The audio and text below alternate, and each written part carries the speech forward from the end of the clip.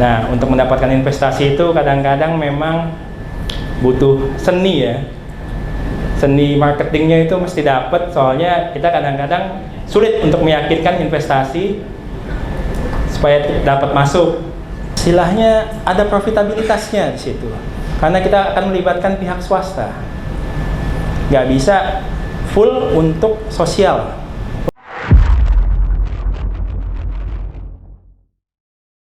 KPBU itu sebetulnya nggak usah dijelaskan ya, Bapak Ibu-Ibu ya, adalah kerjasama pemerintah dan badan usaha. Tapi mungkin yang Bapak-Bapak Ibu tanyakan, kenapa sih mesti KPBU? Kenapa tidak APBN saja, APBD saja? Atau bahkan ada yang namanya dana CSR, Corporate Social Responsibility. Nah, ternyata itu saja tidak cukup, Pak. Jadi, walaupun uang kita banyak, tapi nyatanya tidak cukup juga.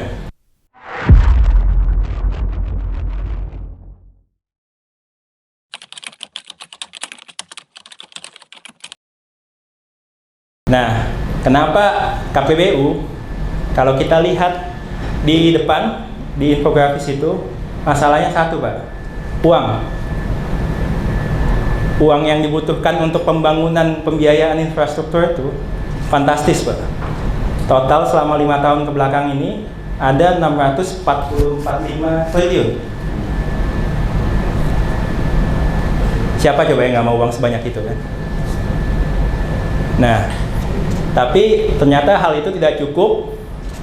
Masih banyak hasil pengawasan kami di BPKP yang melihat infrastrukturnya masih belum memadai, Pak.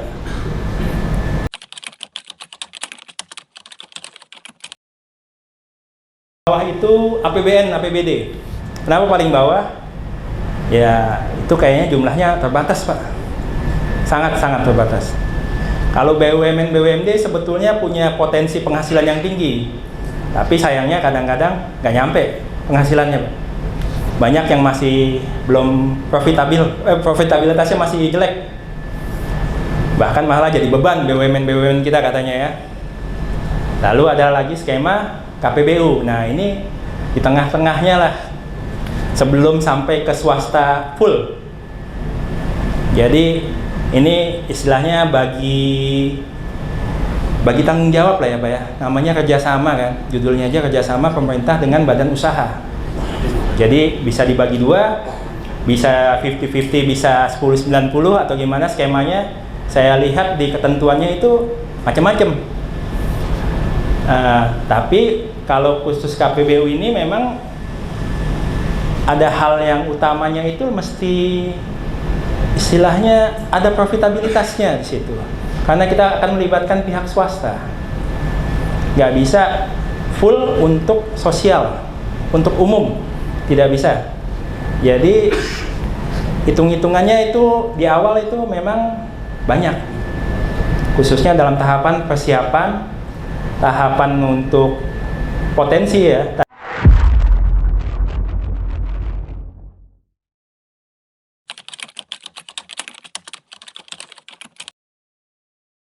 Intinya itu ada dua, yaitu yang satu inisiatif oleh pemerintah, yang kedua adalah inisiatif badan usaha.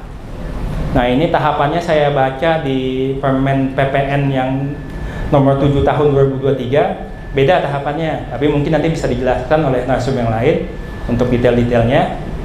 Tapi intinya, kalau pemerintah yang menginisiasi, itu mesti ada dana pendamping APBN-nya dulu gitu, APBN atau APBD. Jadi kan memang tidak mudah untuk mendapatkan investasi. Nah, untuk mendapatkan investasi itu kadang-kadang memang butuh seni ya. Seni marketingnya itu mesti dapat, soalnya kita kadang-kadang sulit untuk meyakinkan investasi supaya dapat masuk. Nah, tapi memang ya dicoba saja. Tapi kalau kaitannya dengan badan usaha inisiatif, kalau badan usaha melihat ada suatu potensi profitabilitas yang tinggi, itu mereka akan inisiatif. Kami saja, Pak, yang membangun. Kami siap melakukan pendanaan dan lain-lainnya gitu. Tinggal nanti masalah pemerintah, masalah izin, masalah regulasinya gimana supaya lebih cepat.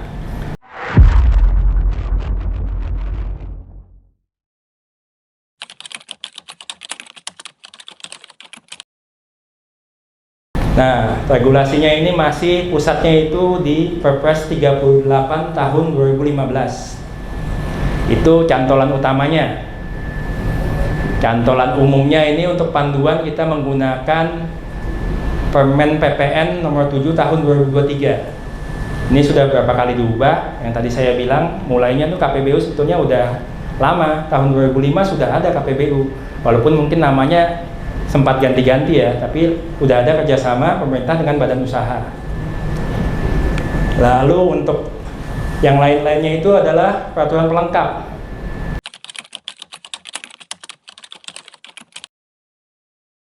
Skemanya bisa nanti dilakukan semacam cicilan pembayaran berkala kalau misalnya sudah sepakat tadi pemerintah dengan badan usaha apakah setuju melakukan kerjasama. Ada PJPK-nya. Nah, PJPK itu bisa tadi disampaikan kalau nggak salah bisa pimpinan KL, bisa pimpinan kepala daerah, gubernur, bupati, atau juga bisa kepala OPD sebetulnya. Bisa didelegasikan sampai ke kepala OPD. Tapi ya tergantung pimpinannya nanti mau apa tidak gitu kan. Apakah bisa sampai ke kepala OPD, jadi bisa lebih banyak mungkin kegiatan-kegiatan yang di KPBU kan. Tadi saya sempat mendapatkan info memang kondisinya kalau di Provinsi Kalimantan Barat ini dari sisi keuangan memang sedikit tidak mencukupi gitu. Jadi mesti ada skema-skema lain kalau untuk mau fokus bangun-bangun infrastruktur yang biaya tinggi. Mungkin itu poin-poin yang akan dijadikan bahan untuk investasi ke depannya. Karena investasi itu membutuhkan keyakinan, Pak. Investasi itu mesti melihat profitabilitas ke depannya. Nggak ada yang mau itu kalau hanya sosial. Kalau sekarang kan banyak yang membutuhkan selain profitabilitas, popularitas juga butuh. Dan hasilnya sebagaimana yang sudah ditampilkan. Mungkin nggak banyak